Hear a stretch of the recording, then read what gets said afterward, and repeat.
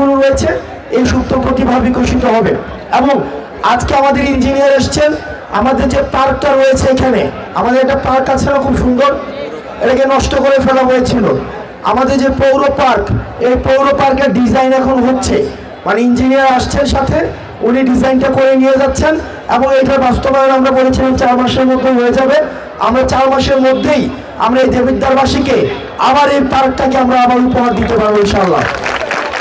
এবং আপনারা যারা রয়েছেন আপনারা জানেন যে একটা সময় আমাদের দেবিদ্বারটা কত সুন্দর ছিল, আমরা মানুষ ঘুরতে আসতো উপজেলাতে।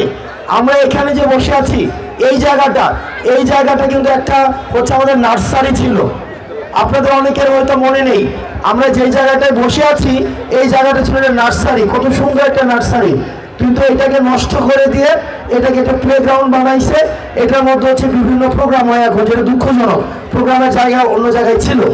আমরা চেষ্টা করব আমাদের ইতিবাচক যে কর্মসূচির মধ্য দিয়ে আমাদের দেবিদ্বারের মানুষকে যে একটা নাগরিক সুবিধা, একটা নাগরিক রাষ্ট্র থেকে যে ধরনের সুবিধা উনি দাবি করেন, উনি প্রাপ্য, সাংবিধানিকভাবে প্রাপ্য, আমরা সেই নাগরিক সুবিধাগুলো যেন আপনাদের কাছে পৌঁছে যায়, আমরা সেই চেষ্টাটি আমরা অব্যাহত রাখবো। আপনাদের এত সুন্দর আয়োজনের জন্য আপনাদেরকে অকৃত্রিম শ্রদ্ধাবোধ জানাচ্ছি, অকৃত্রিম কৃতজ্ঞতা জানাচ্ছি।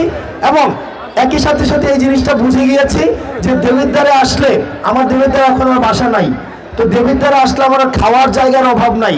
দেখলাম যে আশেপাশে সবাই মোটামুটি গুমটি আবাসিক এলাকা, মোহন আবাসিক এলাকা, পূর্বাশা আবাসিক এলাকা, তারপর হচ্ছে থানা গেট, শান্তি রোড, এদিক থেকে হচ্ছে ছোট আলমপুর, দেখলাম সবার বাসার মধ্যে খুব মানে সুন্দর সুন্দর রান্নার আয়োজন আছে। তো এখন থেকে আর আমি আর মানে দেবিদ্বারে আসলে একটা টেনশন থাকে যে কই খাবো, কার বাসায় যাব। এখন আর এই টেনশনটা কি আমার করা লাগবে? আমার এটা কি করা লাগবে? আশা করি এই টেনশনটা এখন করা লাগবে না, একটা বাসার মধ্যে গেলেই হয়ে যাবে। কারণ যে পরিমাণ মানুষের রান্না বিষয়ে ক্রিয়েটিভিটি, এটা আমাকে অনেক ইমপ্রেস করেছে।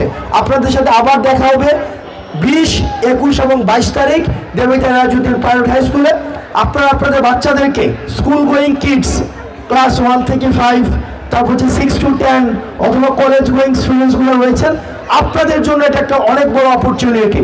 আপনারা আপনাদের ক্যারিয়ার গাইডলাইন্স, আপনাদের ফিউচারটা কেমন হওয়া উচিত, এটা এই সেমিনারগুলো যদি আপনারা হচ্ছে টাকা দিয়ে করতে যান, আপনি 5-10 হাজার টাকা শুধুমাত্র রেজিস্ট্রেশন করতেই লাগবে।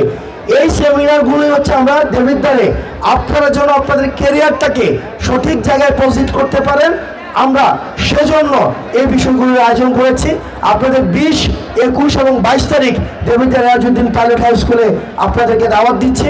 আপনারা ভালো থাকবেন, সুস্থ থাকবেন, ইতিবাচক কাজে আপনাদের সাথে সংযুক্ত হওয়া অব্যাহত থাকবে।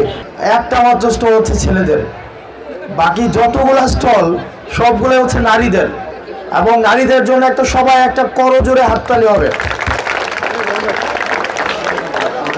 আমাদের এই যে কর্মক্ষম ও এই যে মেইন স্ট্রিমে আমাদের যে নারীদের অংশগ্রহণ, এটা আমাদের ইতিবাচক বার্তা দেয়।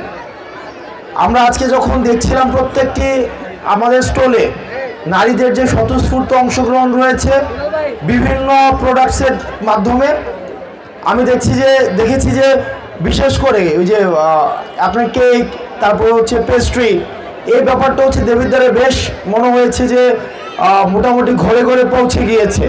আমি এটা জানতাম না আগে, এবং মোটামুটি অধিকাংশ যারা হচ্ছে স্টল দিয়েছে তাদের সাথে আমাদের একটা, আমি ব্যক্তিগতভাবে অনেককেই চিনি, পারিবারিকভাবে বা অনেকের সাথে এলাকায় থাকা হয়েছে। আপনাদের এই যে স্বতঃস্ফূর্ত অংশগ্রহণ, এই স্বতঃস্ফূর্ত অংশগ্রহণকে আমরা সাধুবাদ জানাই। এবং আমরা আপনাদের যেই প্রয়াস, আপনাদের যে প্রচেষ্টা, এই যে কর্মক্ষম হওয়ার যে প্রচেষ্টা, এই প্রচেষ্টাটাকে কিভাবে প্রশাসনিকভাবে নার্চার করা যায় সেই বিষয়ে ইতিমধ্যে আপনাদেরকে ইউনু মহোদয় বলেছেন। যদি আপনাদের মনে হয় যে কোনোভাবে প্রশাসনিক সহায়তা প্রয়োজন, যুব উন্নয়নের কোনো ধরনের সহায়তা প্রয়োজন, আপনারা জানাবেন, আপনাদেরকে সেক্ষেত্রে পূর্ণাঙ্গভাবে সহায়তা দেওয়া হবে। দ্বিতীয়ত যে বিষয়টি, সেটি হচ্ছে আপনাদের আগামী 20 তারিখ, 21 তারিখ এবং 22 তারিখ এই 3 দিন আমাদের Debidwar Rajuddin pilot high school মাঠে আমাদের 3 দিন ব্যাপী স্টুডেন্ট ফেস্ট অনুষ্ঠিত হবে। এবং এই স্টুডেন্ট ফেস্টে যারা যারা অতিথি থাকছেন, অতিথি হিসেবে থাকছেন আয়মান সাদিক, অতিথি হিসেবে থাকছেন সালমান মুক্তাদির, অতিথি হিসেবে থাকছেন আমাদের তাসনিম জারা, যিনি হচ্ছেন অক্সফোর্ড থেকে পড়ে এসেছেন, আপনারা জানেন হেলথ নিয়ে কাজ করছেন। সাবিত আলম, সাবিত ভাই হচ্ছেন বাংলাদেশ ক্রিকেট টিমের মেন্টাল ট্রেনার সাবিত ভাই, এবং হচ্ছেন তরুণ অ্যাক্টিভিস্ট, আপনারা সাইদ আবদুল্লাহকে চিনেন, সাইদ আবদুল্লাহ থাকছেন, অপার ভাই থাকছেন, নিয়নন অন থাকছেন।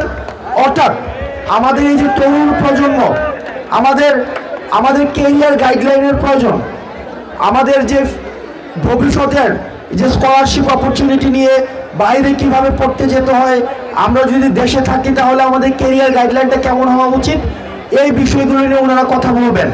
অর্থাৎ আমাদের 3 দিন ব্যাপী ওনারা টোটাল 7 জন গেস্ট কথা বলবেন। বুয়েটের একজন শিক্ষক রয়েছেন ডক্টর নাজিম চৌধুরী, উনি MIT থেকে পড়ে আসছেন, ম্যাসাচুসেটস ইনস্টিটিউশন অফ টেকনোলজি, মানে পুরো পৃথিবীর মধ্যে 1 নম্বর ইউনিভার্সিটি, ওখান থেকে পড়ে আসছেন, উনি ন্যানো টেকনোলজি নিয়ে কাজ করেন, উনিও আপনাদের ওখানে কথা বলবেন। এবং ওখানে বইমেলা থাকবে, দেবিদ্বারা তো কখনো বইমেলা হয় নাই, আমাদের ওখানে বইমেলা হবে, তারপর হচ্ছে সায়েন্স ফেস্ট হবে, তারপর হচ্ছে ফিউচারিস্টিক সায়েন্স নিয়ে কথাবার্তা হবে, এবং বাচ্চাদের জন্য স্টুডেন্টদের জন্য বিভিন্ন কম্পিটিশনের ব্যবস্থা থাকবে। আমরা চাই আপনাদের যে পটেনশিয়ালিটি রয়েছে সেটাকে এক্সপ্লোর করার জন্য, সেটাকে ঘরের কোণে থেকে সেটা যেন নষ্ট না হয়।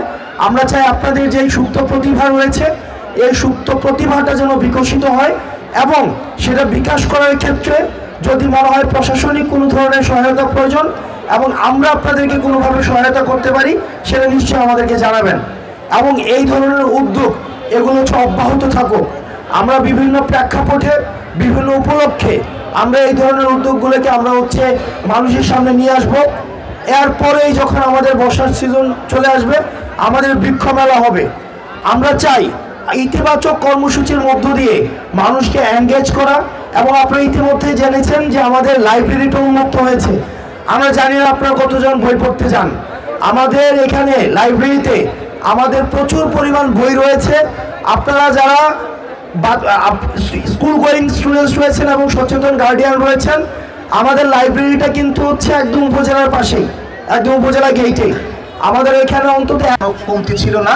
তারা এই বৈষম্য বিরোধী আন্দোলনের যে চেতনা, যে আমাদের বাঙালি হিসেবে মাথা না নোয়ানো এবং বৈষম্যের বিরুদ্ধে সম্মিলিতভাবে ছাত্র সমাজের ঐক্যবদ্ধ যে আন্দোলন, সেই আন্দোলনের চেতনায় শানিত হয়ে উদ্যোক্তা, বিশেষ করে আমরা যখন জেনে এসেছি যে আমাদের ছিল কোটা বিরোধী আন্দোলনের শুরু থেকে, তখন সময় থেকে। তো কোটার সূত্রপাত হয়েছিল কেন? আমাদের বেকার জনগোষ্ঠী, বিশেষ একটা জনগোষ্ঠী আমাদের চাকরি পাচ্ছে না। প্রায় 26 লাখ শিক্ষিত বেকার আমাদের বাংলাদেশে বিরাজমান বর্তমানে। এই 26 লাখ শিক্ষিত বেকার যখন চাকরি পাচ্ছে না, তখনই এই কোটার বিরুদ্ধে তাদের যে ক্ষোভ, এই ক্ষোভের বহিঃপ্রকাশ সর্বশেষ বৈষম্য বিরোধী আন্দোলন। এই আন্দোলনের মধ্য দিয়ে আমরা যে উদ্যোক্তা হিসেবে নিজেদেরকে গড়ার যে একটা সুযোগ সামনে এসেছে, আমরা সেটি কাজে লাগাবো। নির্ভরশীল হয়ে আত্মকর্মসংস্থানের মাধ্যমে নিজ এলাকায় ছোট ছোট এইসব এন্টারপ্রাইজ তৈরি করে আমাদের স্থানীয় সম্ভাবনাগুলোকে কাজে লাগাবো। বিশেষ করে আমরা দেখেছি